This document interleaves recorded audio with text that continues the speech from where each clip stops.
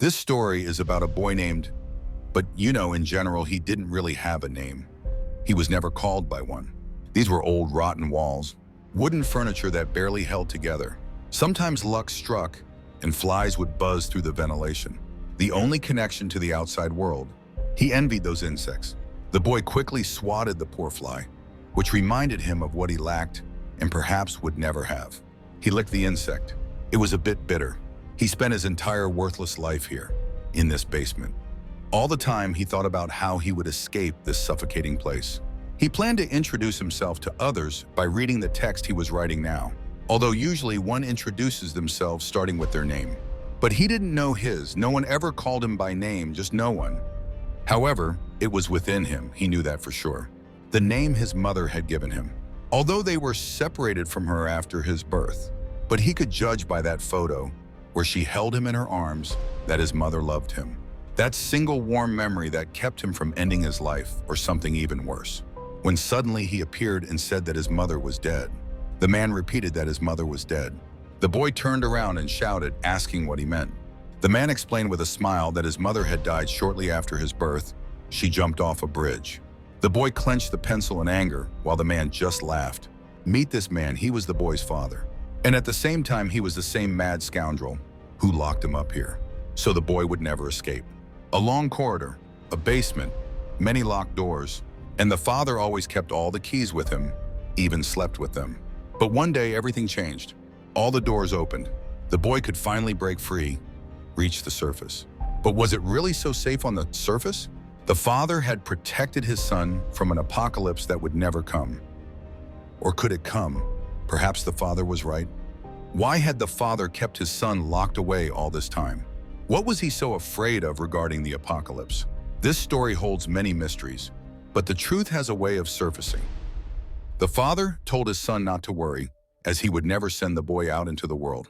Then the father asked if he had told his son the reason why his mother decided to end her life.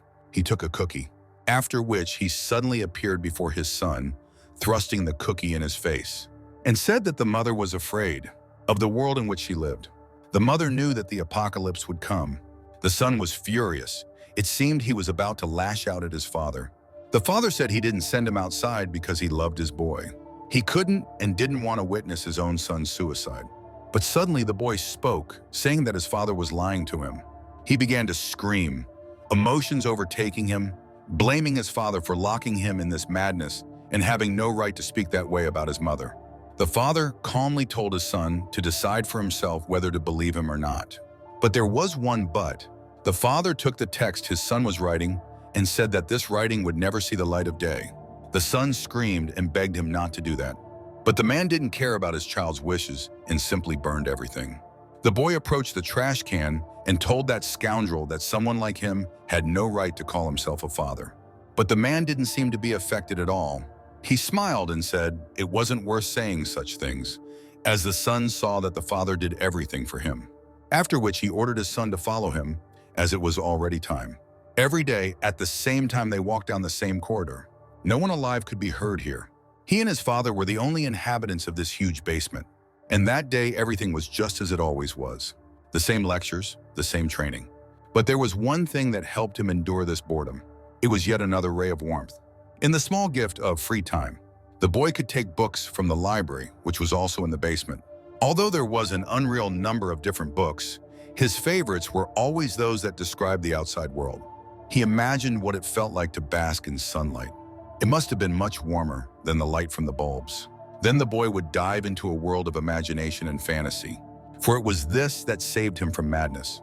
He dreamed of living an ordinary life, feeling the grass, seeing landscapes, hearing the outside world, talking to other people. Perhaps he could even make friends with someone. But the most important thing the boy had to do right away, right after escaping, before he could fully imagine it, a blow from his loving father struck him in the face. He snatched the book from his son and reminded him of what he had already told him about when books were allowed. The father read it and laughed, saying the book was about the surface. He called his son pathetic and simply laughed in his face. The father repeated that he had already said his son would never get outside. For when the apocalypse began, the world would be filled with screams and blood, and only ashes would remain in the end. The father concluded that his son still hadn't understood that this basement was his only chance for survival. The boy was tired of hearing this lie. Time and again, all this nonsense about the coming apocalypse or whatever else. It was precisely because of this absurd reason that this scoundrel locked the boy up here for life and continued to mock him all the time. But he believed he could escape from here no matter what. But not now. He had to wait for the right moment. The moment when this idiot would lower his guard and be defenseless. Next on the schedule were sports activities. Although it resembled torture more, the father stood nearby all the time, outraged that his son was so weak. He thought that just 10 repetitions were not enough to tire him out. Suddenly, a crack was heard in the boy's hand, after which the entire tower of weights fell. The son fell and could no longer get up by himself, as such training was too exhausting. When suddenly, the father extended his hand to the boy. The son was in shock from the surprise. Could this tyrant have become kinder? He asked his father why he was helping him and extended his hand, but in response, he received the usual cruelty. The man abruptly yanked his son, who was already on the brink of exhaustion. The father said he never claimed to help his son, after which he tripped him. The boy rolled like a ball and crashed hard into the mirror. The father told his son that if anyone ever extended a hand to him, he should never believe it, for he always had to be on guard with people, especially during the apocalypse. The father said that was why he trained his son and taught him combat techniques, for he had to be strong enough to survive with bare hands when he inevitably encountered other people. The father wanted to say something more, but he fell silent, seeing that his son showed no signs of life, so the tyrant decided he wasn't being listened to. He commented that his son fainted so weakly just from this. So the man turned around and said that this time they were finished. Suddenly, the boy woke up to the sound of jingling keys. This was the moment he had been waiting for. The boy sprang to his feet. He grabbed a shard of the mirror. This was the moment he had long awaited, when his father would completely relax, and then he could kill this tyrant and scoundrel who had ruined his whole life. The boy already imagined taking the keys and escaping from here. A victorious smile appeared on his face, for his plan had worked. He was almost at the goal, but in this seemingly brilliant plan, there was one mistake. His father was one of those who never lowered his guard, so this time he was ready. The father suddenly turned around right at the moment of the attack. And then the son realized that his plan had failed. His expression changed abruptly. The father understood that an attack was coming, but he still had a chance to at least scratch that scoundrel. Nothing worked out, as the father skillfully dodged the attack. The son simply couldn't believe it. Everything suddenly collapsed before his eyes. He began to rejoice too soon, and it hurt to be disappointed. The father turned and struck his son sharply with his foot. All he remembered was a foot approaching his face, after which the son lost consciousness. Suddenly, the boy woke up and screamed. But he found himself in his own room. It was just the sound of water that had awakened him. But then he heard his father's voice, sending shivers down his spine. The man approached his son, saying that it was a good attempt at his attack. But he had told him that if not with bare hands, then all the training was pointless. Therefore, for this, the son would face punishment. The father said this with such satisfaction. The man sentenced his son to double the training volume for using a weapon, after which he locked the boy up like some prisoner and ordered him to rest because there would be a hard day in the morning. Then the lights went out immediately. The boy knew something his father didn't suspect. When the man turned off the lights, all the electricity in the room went out for a while, and then there was dead silence. At that moment, the boy listened intently, straining all his hearing. He approached the wall and tried to hear what he couldn't hear before. Things that seemed so distant, but at that moment were so close. He heard the sound of wheels, the singing of birds, and even the noise of the city. Through all of this, the boy understood two truths. His father told him that it was time for sleep, but outside, day was breaking. And the second truth was that the earth was peaceful. His father always spoke of the end of the world, but it was all a lie to keep him imprisoned. Yet the boy knew he would surely escape this madness, and then he would find his mother. His father claimed that his mother was dead, but now the son knew that all his words were deceit. He believed there was hidden meaning in them. The son lay down to sleep and dreamed before slumber of the day he would escape this madness and surely find his mother. The father returned down the hallway, laughing as if he were insane. This laughter chilled him to the bone. Suddenly, his pocket vibrated. An old mobile device was ringing. The father picked up the receiver and in a gruff tone reminded him that he was to call only in emergencies. The son was already asleep and heard nothing. The father was having a very emotional conversation, after which he agreed and said, "Let him live." Then in a fit of rage, he threw his phone, shattering it into pieces. After that, the man simply fell to the ground, his body trembling all over, and he began to cry. This tyrant, who was cruel and callous, suddenly started to weep. The son slept, but through his dreams, he began to hear a familiar laughter that grew louder each time, until the son finally woke up. The first thing he saw was his father behaving very strangely, simply laughing. The son felt that something was wrong. When he tried to stir, he noticed he was completely tied to the chair. He began to scream at his father to untie him, but the father continued to laugh. The son realized he was simply not being heard. Then he decided to escape on his own. Thanks to training on the edge of his strength, he even managed to tear the rope a bit. He felt joy, but therein lay the mistake. The boy always rejoiced too soon, for before him stood his father, creeping like a spy. He asked in a very angry tone for the son to stop. That voice terrified him to death. The son, stuttering, reminded that the father had promised him a tough training this time. He wanted to change the subject as he began to genuinely fear. After a silence, the father said that plans had changed. He added that not only would they not do anything this time, but in fact, for all the following days, the son would be able to do nothing but sit in the chair.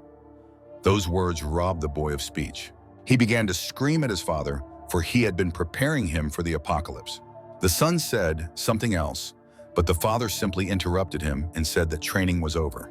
The boy did not understand what was suddenly happening, but he knew for sure that tied up, he could not escape and meet his mother. Suddenly, the boy froze and fell silent.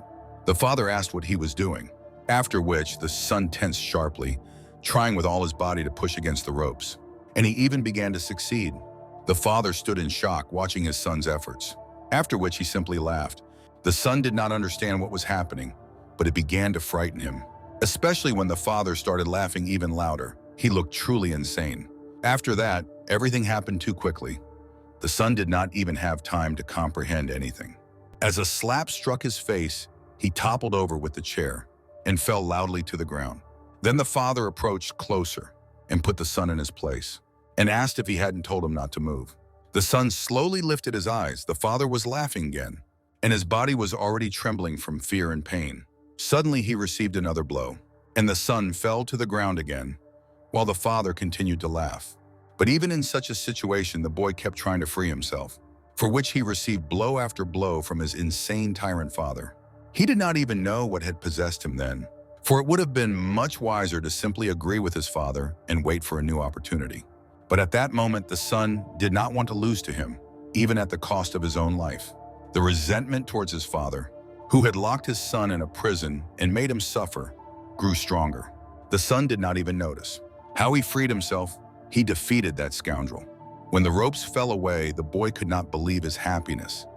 He felt a thrill he had never felt before. The son became curious. What would his father look like, who had always looked down on him if the son defeated him? This thought filled him with an inexplicable strength. It was a thirst for revenge. The son thought his father would be angry with him. But this time it was somewhat different, for the son saw tears that had been hidden all along. The boy truly could not believe what he saw. Before him was a deeply sad man who had carried this pain for many years. The son did not understand why. Why did his father look like this now? But perhaps he would never understand. He was simply an insane scoundrel who had once again driven his child to unconsciousness. The last thing the son remembered was that the father said he hoped the son would one day understand. Meanwhile, events shifted to the study room. The father spoke of the first rule of survival, which was the most important. The son was never to leave the basement. The father insisted that nowhere in the world would be safer than here. Thousands of protective mechanisms with a service life of over 126 years. A large supply of food and other resources. The father tried to convey to the son that attempting to leave this place, where everything was already prepared, was the same as suicide. The end always came without warning, so the son was never to leave the basement. When the boy woke up, the father was gone. He was utterly alone. This had never happened before. The only time the father disappeared was when the son went to sleep. Even then, the father began to behave very strangely. Something was definitely happening. From the endlessly repeating life in the basement to the present situation, the son instinctively understood. Something was about to begin soon. And this soon was much closer than he thought. Listening to his intuition was a very good idea. He simply could not believe his eyes. For suddenly, everything opened up. All the doors, all the rooms, which were actually prisons. Everything opened up. The taste of freedom instantly intoxicated him. It was an opportunity that came only once in a lifetime, and he certainly could not lose it. He would never forgive himself for that. The father would have interfered with his escape, but obviously he was not there. The son ran as fast as he could, as if death were chasing him and he might not make it. Suddenly, he began to slow down rapidly, for this was the end. Before him stood a tall ladder leading to the surface. Without thinking, he began to climb it. Only a little remained. The boy could already hear the sounds of the city. Victory had never been so close to him. He could hardly believe he had opened the hatch. The bright light nearly blinded him. Warmth spread throughout his body. The first steps on the surface felt like the first steps of a baby. The boy cautiously opened his eyes. He could not believe that this was not a dream. Before him was the whole world and no apocalypse. Cars were honking. People were walking. In such shock, the boy stood for a while longer. A man even approached him. He wanted to shout at what this boy was doing on the road, but he did not have time to finish. He was interrupted by the boy's cries that someone had spoken to him, a real person. This frightened the stranger. He thought the boy had lost his mind, but he quickly composed himself, for it was still too early for that. It was far too early to relax, for the father might notice his son's absence and come after him. So the boy began to run quickly. His goal was to escape as far away from the basement as possible. He had dreamed of this his entire life, to escape from the basement. Just the thought made him so happy. The boy was truly free for the first time. Just recently, escaping had seemed impossible. He could not even imagine the doors suddenly opening. Suddenly, the boy realized something. His running slowed down until he finally stopped. A question arose in his mind. Why had the door suddenly opened? It could not have been a glitch in the security system. The father would not have allowed such a thing. He checked the system every time. But what if? Was the opening of the basement door the father's desire? The boy shook his head to dispel such thoughts. Even though the father was not present, his voice still guided the boy from within. The person who forbade leaving the basement in any situation was the father himself. So he simply could not open the basement. The boy's thoughts shifted to the people. They were all around, and everyone was so happy. The boy simply could not believe what he saw. People lived their ordinary lives. He envied them, and there was no apocalypse. All of the father's words were lies. Suddenly, the little boy let go of a balloon. The balloon became free, and he too became free. It was so peaceful on the surface. He just stood and watched. He listened to the sounds. His ears and eyes were a bit shocked, unaccustomed, but one easily gets used to good things. Just as he expected. The onset of the apocalypse was merely absurdity and the sick fantasies of a tyrant.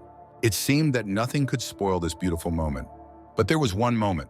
As the father said, the end would come without warning. Suddenly, the air was filled with the scent of something strange. Passers-by looked up. For some reason, too many doves suddenly flew up, as if they were uneasy. The balloon floated away, and in its place appeared something strange. A large planet blocked the sun. Concerned passers-by stood in shock and stared. The boy did not move either. Something big and orange was approaching Earth, like some tentacles. They drew closer and were right there, entering Earth's atmosphere. People began to panic. Someone even filmed it on their phone, thinking it was the moon. But he was amazed that everyone else did not see it. That bright light. It was not without reason. The boy was struck dumb. Could it be that the father was right all along, and the apocalypse and the end of the world were approaching? A huge horde of monsters had come to their planet. There were so many that from a distance it resembled a solid mass, like gigantic tentacles intertwining with each other. And they were flying straight toward Earth. The father said to never leave the basement. It was the basic rule that guaranteed survival the most. But there was an exception. As with all rules, if the location of the basement was known to the enemy, or a dangerous moment was approaching. In that case, rule number 1 did not apply. The system alerted about the remove command, close doors. A horde of monsters rushed there. It seemed that this was planned and the monsters knew where to go. People stood in shock, mouths agape. Such an incredible number of monsters surged at them all at once that it seemed unreal. But for some reason, no one was preparing to flee, until the monsters began to attack them. One man from the crowd was simply grabbed by a monster, and without hesitation, devoured. People still stood in shock, just watching it as if it were a horror movie. After which, the head of that poor soul rolled across the ground. It fell right at their feet, and then the crowd began to scream and run. True chaos erupted. People shoved each other, someone was trampled. But there was one teenager with headphones who did not panic at all. Perhaps he simply did not hear, but he should have seen what was happening, and it played a cruel joke on him. Right above him and the people nearby, a huge rock resembling a meteorite landed, after which, following the rock, a monster landed as well. It began throwing similar rocks at people. The threat was at its highest level. Suddenly, another monster appeared. It was all white, as if covered in fur. The monster landed on the ground and immediately destroyed several people. It seemed obvious that now monsters would rule the earth. After all, no one managed to survive. And the boy stood in shock. It seemed he should have been prepared, as he had been trained for this moment his entire life. But as it turned out, one could not prepare for such a thing. He simply stood in shock and trembled. The boy recalled his father's words, that when the apocalypse comes, the world will be filled with blood and screams, and only heaps of ash will remain. Who could have thought that the father would turn out to be right? Meanwhile, a gigantic monster landed over the city, capable of easily destroying all these worthless people. People despaired and fell into despair. But one thing was clear: the apocalypse had already begun. The boy could not believe that his father was right about the coming apocalypse. But the worst part was, his mother was dead. Could that also be true? A great wave of monsters engulfed the city. Like a tsunami, there were an incredible number of them. People were devoured one by one in large quantities at once. The boy was also running when suddenly someone grabbed his arm. It turned out to be his father. The son could not understand how this happened, as Dad appeared seemingly out of nowhere. There was no time for explanations. The father simply shouted at his son to run faster and not stop. The boy turned back to look. The avalanche of monsters approaching them could not help but induce panic, especially when hundreds of people nearby were being devoured by monsters. It was incredibly panic-inducing and apathetic. One just wanted to give up. The boy could not tear his gaze away from this horror, but he continued to run after his dad. At that moment, he was so grateful that his father was there and regretted those bad thoughts about him. They turned around the corner, but there were monsters there too. Then the father demonstrated amazing parkour skills and pointed in a new direction. The son followed him. It turned out that they were running in the opposite direction from the people. They were approaching the bridge. It looked so absurd. A step away from them, monsters were devouring people, but there was no way to help. They just had to keep running. Suddenly, the avalanche of monsters changed direction, and now it was also approaching the bridge. The father and son were almost close to it, but the boy caught a glimpse out of the corner of his eye that the avalanche of monsters was now closing in on them, and it was quite close. He told his father that at this rate they would be caught, but the man ordered him to keep running and not stop, as there was no other way out of the city. The bridge stood, cars had stopped on it. Monsters had already entered the bridge. They were sweeping away all the cars in their path as if they were mere trifles. The boy continued to run despite his fear. Even though the monsters were so close, he could not help but look back. He told his father that the monsters had followed them to the bridge, when suddenly the boy felt something. That something was a monster that grabbed him by the leg. The strong muscles of the creature wrapped around the poor boy's leg. He felt a sharp and unbearable pain, but he understood that he had to shake it off, or else he would simply die. When suddenly his father came to the rescue, he grabbed a rock and sliced through the monster's tentacle. The creature fell from the bridge. The son was safe, but his leg hurt terribly. The father silently waited for his son to rise, when suddenly they all began to shake violently, because the bridge trembled from the number of monsters that had fallen. They were already so close. The boy cautiously got up, though his whole body trembled, but he knew he had to flee, no matter how painful it was. But the more he ran, the more he realized that the distance between him and the monsters was only decreasing. It didn't matter how much he ran. He still couldn't fall behind the monsters. The boy fell, his strength leaving his body. His father stood before him, silently watching. The son gathered his strength and ordered his father to leave, for he could not run in such a state. But the father could save himself. The father took a step after those words. The son expected nothing less. The father simply ran away. He always did. He had always been like this. He always behaved this way with his own son. He always ignored him. Suddenly, the boy's expression changed sharply, for the father stood before him with an outstretched hand, asking why the son wasn't getting up. But the father had said not to accept even his help. The son shouted that it was he who should ask why the father hadn't run away. He wanted to scream further, arguing that he should have left him and simply given up. But the father interrupted him again. He didn't want to hear such things and said that the son could survive because he had a plan. The son was shocked. This changed everything. The father silently waited for the son to accept his help. The boy hesitated until the very end, for this was not what his father had taught him. But he finally pulled himself together and accepted the help, after which the father tugged at him again. Had he betrayed his son once more? But instead, he simply pushed the son and ordered him to run, and he did. He began to run mechanically, but suddenly realized that his father was not running in after him. Then the son noticed something. He had a note in his hand. The father only said there was no time and ordered the son to run across the bridge. The boy agreed and fled very quickly. Suddenly, he found a second wind. Just then, the bridge began to tremble, and a shadow loomed above. When he turned to see what had happened, he saw that the bridge was simply starting to collapse. Suddenly, his expression changed sharply. The bridge broke apart so much that half of the monsters simply fell down into the river. The son stood at the edge, watching as the bridge with the monsters fell. He was in a stupor. The boy simply couldn't believe it. What about his father? For a moment, he stood there in shock with his mouth agape. Had this really happened? Was this his father's plan for the son to survive? The son asked why. Suddenly, he broke into a scream of anger, for he did not understand why his father had gone so far. He had tormented him his entire childhood. Then why? Why did the son survive? Why did the father act this way? But what was he to do now? For what was he surviving at all? Everything he had dreamed of when imagining life on the surface had suddenly vanished. A peaceful life, the beauty of the surface, and his only goal. He only wanted to ask, but now it was impossible. The boy had never cried, but now he simply couldn't hold back the tears.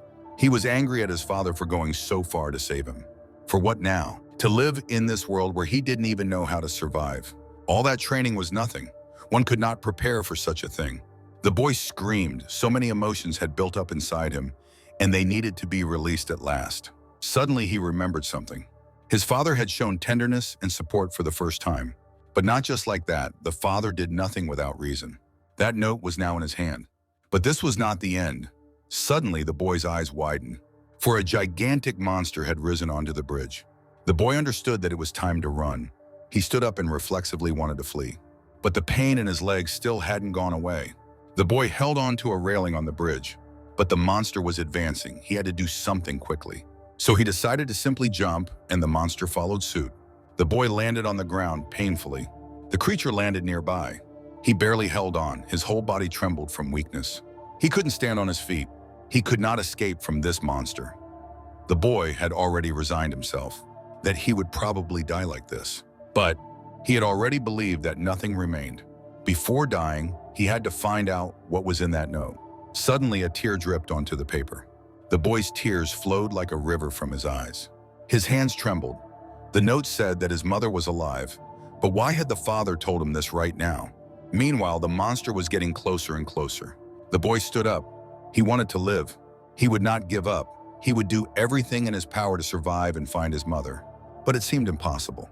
Fear completely engulfed him. His body wouldn't obey. He remembered his father's words, who had said that this was how it was. When the apocalypse came, people would not be able to survive. They would lack both strength and knowledge for independent survival. Even if people remained alive, the daily threats would eventually finish them off. These thoughts were now in the boy's head, and they certainly did not motivate him. He began to stutter, his voice failing him. The monster was about to strike the boy with its fist. The boy shouted to his father. How was he supposed to die according to his father's logic? For if his words were true, perhaps it would be better to give up. Though the father was not present, the boy still felt his presence. He decided to simply accept death, not to try and change anything. Death would come quickly and painlessly. Suddenly, the boy felt his father's voice, asking if the son had forgotten everything he had been taught. The boy felt such strength in his body. He remembered everything he had been taught and simply dodged the blow like leaves flying in the wind. The monster did not expect this. It barreled forward, leaving a cloud of dust in its wake. The frightened boy stood in shock, catching his breath, having just experienced such adrenaline. He still could not believe that this had happened to him. But in reality, it only angered the monster even more. The boy was scared again. His body froze. He remembered his father's words, who had said that the son was different from ordinary people. The greatest difference between them and the boy was that he knew how to survive. The boy took a deep breath. It didn't help much against the trembling, but it calmed his fear a little, after which he dared to take a step and prepared himself, getting into position as his father had taught him. The monster charged at him, but the boy simply stood and waited.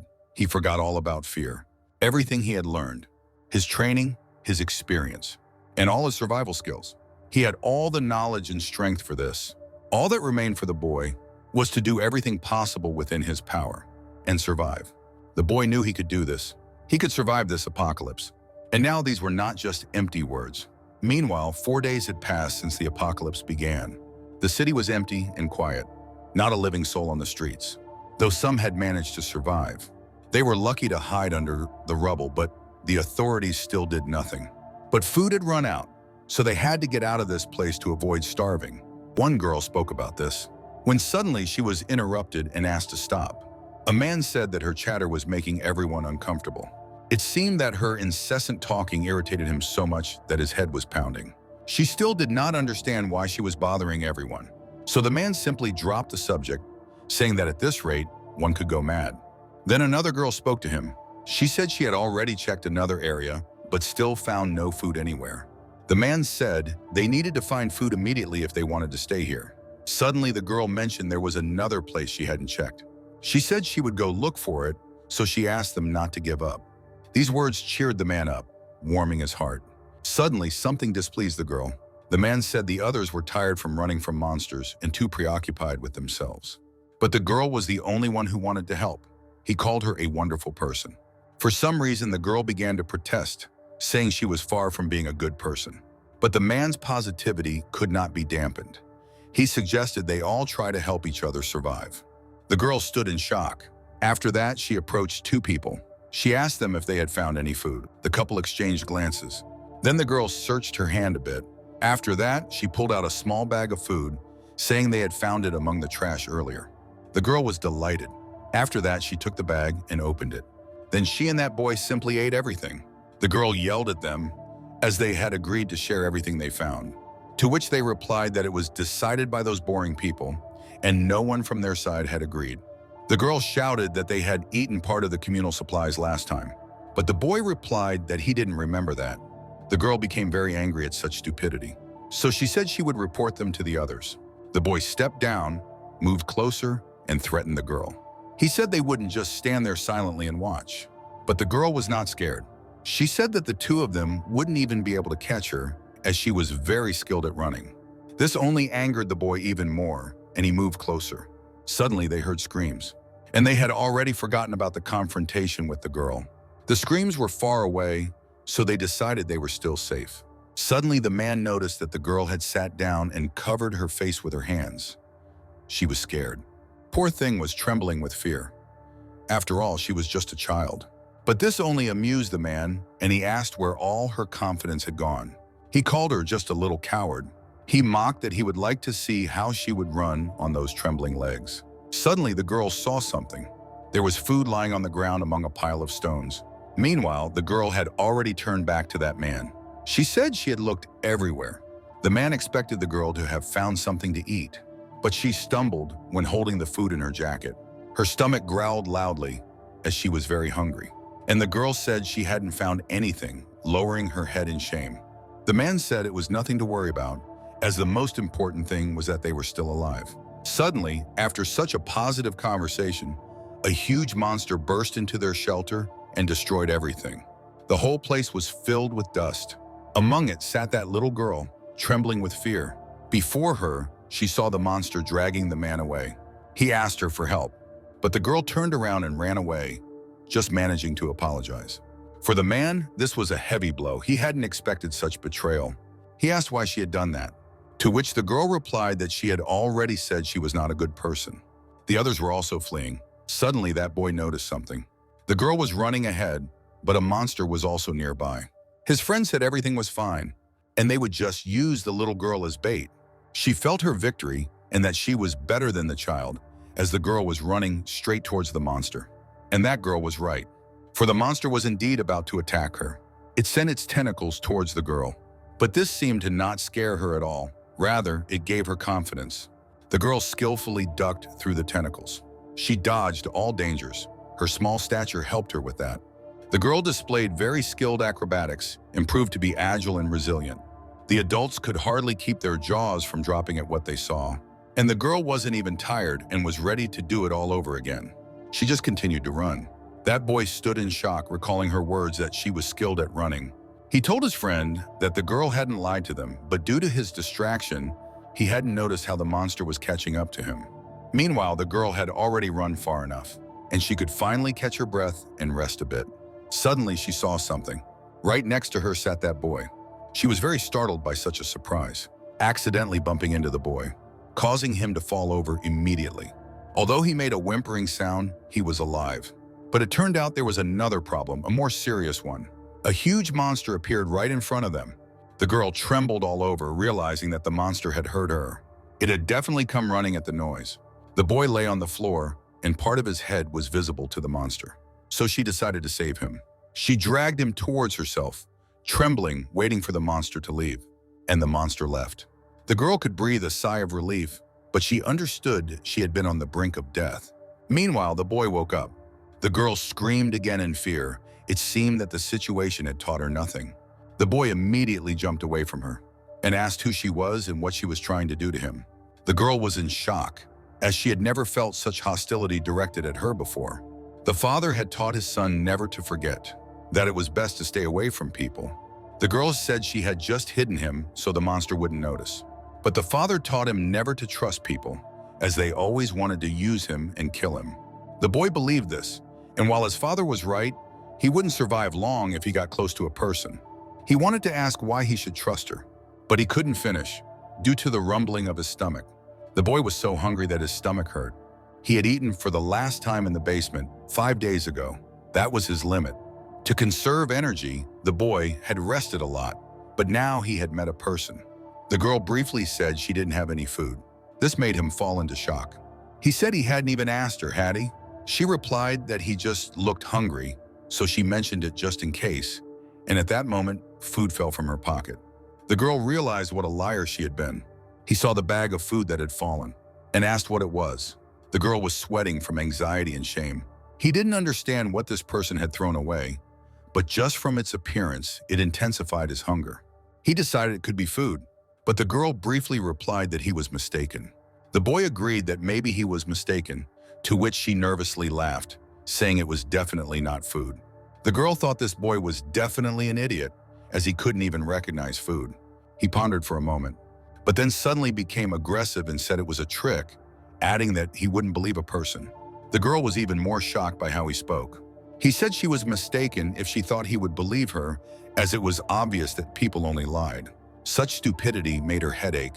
She realized she had been wrong, and this boy turned out to be even dumber than she thought. But such a reaction made him understand that it was definitely food, and he needed it, so if a person got in his way, he would use force. Suddenly, the girl simply handed him a piece of the food she had. She said it was exactly half and wouldn't give more.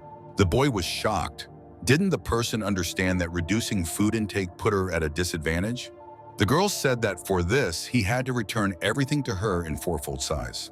The boy finally understood that she had a hidden motive, after which he agreed. And he ate his half, confirming the thought that people were very treacherous beings. After they ate, the boy simply turned around and walked away. She asked where he was going, to which the boy replied that he had eaten and would now continue moving. The girl was outraged and asked where he was going in such a situation. She yelled at him that she knew this area better than herself, so she was sure that monsters were everywhere and there was nowhere to go. Due to the shouting, she didn't even notice that the boy had suddenly stopped, and she bumped her head into him. He didn't pay attention to this and just asked that if she knew this place so well. Then he was curious where the subway was. The children walked cautiously through the streets. She couldn't believe that life had brought her to the point where she was walking with this idiot. If only she had known, she wouldn't have shared her food. But there was one reason. When she asked why the boy needed the subway, he gave a very meaningful and logical answer. It was safe, everything needed for survival was there, and there was a route laid out for quick movement. But most importantly, in the subway, it was much harder for monsters to recognize a person. This surprised her, as the boy said it as if he knew, yet he couldn't even recognize food. Suddenly, he said they were at the place, but the girl was sure it was further. The boy replied that he was certain the subway was right beneath them and said she was trying to deceive him. But the girl could no longer tolerate this idiot and shouted that it was obviously not the subway and she was trying to find the entrance. In her shouting, she completely failed to notice the person approaching them. The man approached cautiously and ordered the children to be quieter. Fear coursed through her body like an electric shock. The man whispered that he had come here because he felt something, but he wasn't sure he would find people. The boy immediately asked in a rude tone who the stranger was, to which he was told that it was very rude and they would introduce themselves later. For now, the man in the white coat, resembling a doctor, commanded them to follow him. The girl asked where he was taking them, to which he was asked if they weren't heading there themselves. The man led them to the subway. The boy froze in front of the escalator. He had never seen the subway before. He could only imagine it. There were many people, just like in peaceful days. The girl was amazed at how many people were hiding here. The man said he would never forget that moment. The monsters appeared so unexpectedly. Panic immediately ensued. Everyone was running and screaming. The man understood that there was nowhere to run, but he quickly found the shelter as he ran with the crowd. He said he was just lucky to have found this place. Sometimes the stranger would surface to find medicine, but apart from the two of them, he found no one else. The boy thought he had considered settling in the subway station from the very beginning, but there turned out to be many more people than he expected. He noticed that there were all sorts of them. Helpless people shackled by despair. They were already burying themselves, and the paranoia that the monsters would find them only added fuel to the fire. And there were also those who vented their malicious natures on such unfortunate souls. But he didn't care about that. Suddenly, he noticed a strange person he couldn't read. But in any case, the more people there were, the more risk factors there were. But among them, there was not a single one who was dangerous to the boy. He forced himself to believe that. The boy could instinctively understand who was dangerous, just like those monsters on the surface. And his father. None of these people evoked such a feeling in the boy. So he thought that perhaps he would spend some time here. The surrounding people couldn't harm him, even if they became enemies. Suddenly, his thoughts were interrupted by the man, who said it was time to introduce themselves. His name was Juan Baum, and he was a doctor. He smiled sweetly and was friendly. He expected the children to introduce themselves as well. But the boy remained as silent as a fish. So the girl said she would go first. Her name was Haru. Juan Baum recognized her outfit. She must have been a student at the technological high school. The girl was surprised that Juan Baum knew so much. But it turned out that his hospital was simply close to the school. Haru was surprised that there was a hospital at all. She didn't remember it. But Juan Baum quickly shifted the topic to the boy. He said the boy's clothes were somewhat strange, especially the fact that the child was barefoot. Juan Baum quickly took back his words, saying it was obviously a strange question, as the boy had probably been through a lot. But it didn't matter, so Juan Baum asked what this child's name was. The boy suddenly fell into a stupor. He had long imagined this moment, how he would introduce himself to the world. But he replied that he had no name. Juan Baum was shocked. The boy decided to shock him even more and added that he had never had a name. Juan Baum pondered what to say and how to choose his words better. Then he said he hoped that next time the boy would open up to them more. Suddenly, their conversation was interrupted by a girl who rushed in and said that things had gotten even worse. They had come to a boy who was all bandaged up. His body was trembling, and the expression on his face and the color of his skin indicated that he was very unwell. The doctor had expected the condition to worsen. Although he had temporarily stopped the bleeding, it was still not enough. He told the patient that without surgical intervention, there was a great risk of infection. Then he opened his coat, where all the necessary supplies and tools for the operation were, and said that action needed to be taken immediately. The boy had read about a doctor in a book when his father wasn't watching, a profession that existed thanks to the sick, who paid for treatment. But in the current circumstances of the apocalypse, suddenly the boy asked what fee Juan Baum charged for treating people. Everyone was shocked when they heard this completely tactless question. But the doctor asked if there was even a need for a fee. He said that treating the sick was a doctor's job, after which he told his patient not to worry. After all, almost all his surgeries had been successful. Suddenly, the boy threw himself at the doctor with hugs and thanked him. The boy watched this and didn't understand why Juan Baum was helping him. He didn't think people were so foolish as to help someone without getting anything in return. Suddenly, he wondered if people were really capable of such a thing. The doctor broke into a smile and asked him to be careful as the bleeding could worsen. The boy continued to cry and held on tightly. When suddenly he noticed a badge on the doctor's coat, it turned out he was a veterinarian. The patient's heart began to race. He was scared to death. The doctor said the operation had already begun, but the boy begged him to stop and untie him. But the doctor said he couldn't do that, as everything could end badly if the patient moved. Then the boy went into a desperate scream and asked how Juan Baum could perform surgery if he was a veterinarian. But the doctor wasn't even surprised. He said that technically, people were animals. The patient began to panic and scream, begging to be released. The doctor also became anxious and said that anesthesia was needed. The girls said they definitely didn't have any, but the doctor found something. He picked up a brick from the ground and struck the unruly patient who was begging him to untie him. And then the boy realized he was mistaken and that people were very dangerous. Meanwhile, he went to a quiet, deserted place and was glad that silence had finally come. He thought it was right to leave and not witness that horrific scene. But now he had a question of what to do. All he had was a piece of paper that his father had given him, a childhood photo on one side and a note that his mother was alive on the other. But this knowledge was not enough to find his mother. Although there was something that troubled the boy in the photo. If one looked closely at the background of the photo, there were very strange flowers, as if from another world. Even in the basement, they seemed strange to him, as they differed from what the boy had learned about plants. If these flowers only grew in certain places, he could find where this photo was taken. For that, he needed to find someone who knew about flowers. This photo was the only clue he had. He knew he couldn't afford to lose the photo and decided to ask everyone who knew anything about these flowers. A fly buzzed by him. The boy caught it again instantly, after which he licked it, as always. And as always, the fly was bitter again. Meanwhile, events shifted to that gang of bullies. The girl in black told the boss that she had gathered everyone already. He turned and said they were starting, after which he ordered to bring everyone to him and use any methods against those who would resist. People were discussing among themselves why they had been gathered here, but no one knew the answer. One bolder boy asked in an indignant tone why they had all been gathered and what right they had to command them like that. But no one answered, so this boy asked if they were deaf, to which the boss turned, and just one look from him was so stern that it instilled fear in others and immediately answered all questions. This person could peer into the depths of the human mind. He could see the thoughts that people hid. He saw everything in their eyes. No wonder mothers say that you can tell when children are lying by their eyes. Eyes never lie. They reveal fear. This boy was trying to hide his fear with aggressive behavior. He shouted for the boss not to come near him, but the man punched him in the stomach. His strength was so great that the poor boy flew several meters away. After that, everyone immediately understood who was in charge here and whom they should listen to. The boss approached this boy. A self-satisfied smile appeared on his face, after which he grabbed the boy by his shirt. This was what he wanted to see. But he needed more, even more fear. The true nature of this coward that was hidden deep within his soul. Suddenly the boss began to laugh. Such games amused him.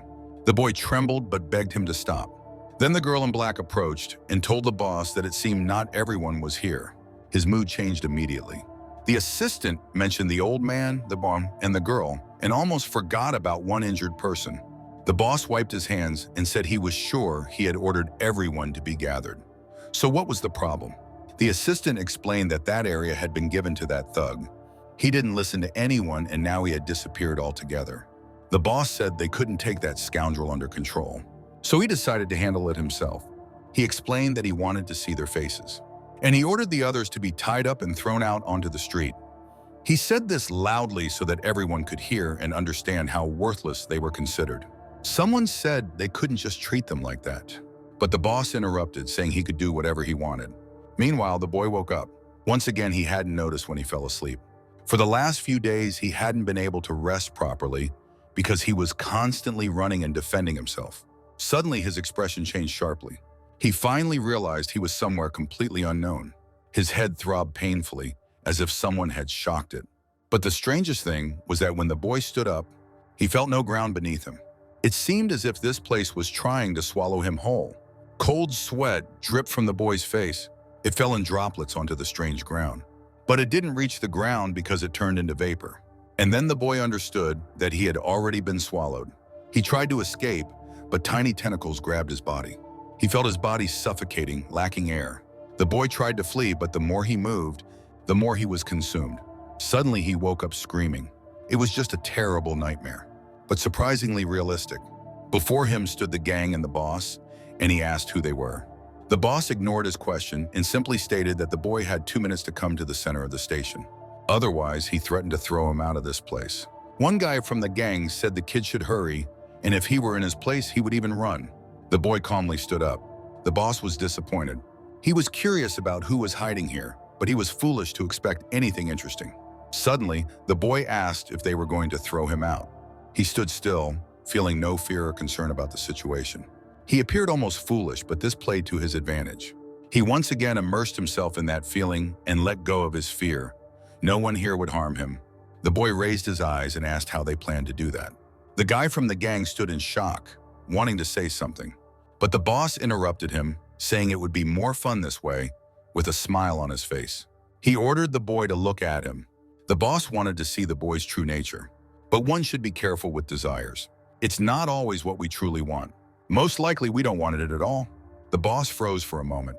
The guy from the gang asked the leader what was wrong, and the boy was told he had problems and should leave then. But in response, he just asked again in 2 minutes. He objected, saying that 2 seconds were enough for the boy to deal with them.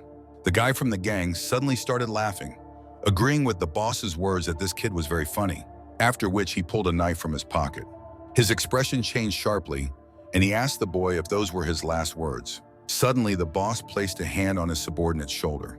At that moment, the boy realized something. He began rummaging through his pockets and realized there was no photo anywhere. That scumbag pulled out the photo and asked the child if this was what he was looking for. Suddenly, the boy became so angry that it seemed he was about to explode.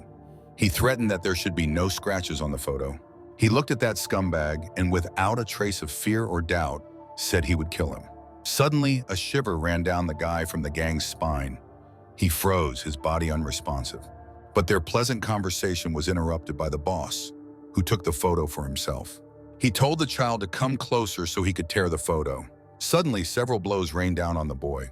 Finally, that rat could hide behind his boss and beat the child. The boy was angry with himself for being too careless and losing the photo while he slept. But he reassured himself once again that people were far more dangerous than monsters. Then that scumbag asked the boss what they would do with the child since he wanted to throw him out. But the boss objected. For when he saw the boy's eyes, he saw something unusual. His soul. It was so deep that he couldn't see anything at all.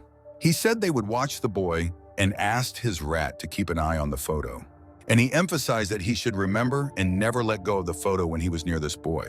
The scumbag was surprised that they would go to such lengths for this child, but the boss interrupted, saying it was an order. This idiot had no choice but to agree.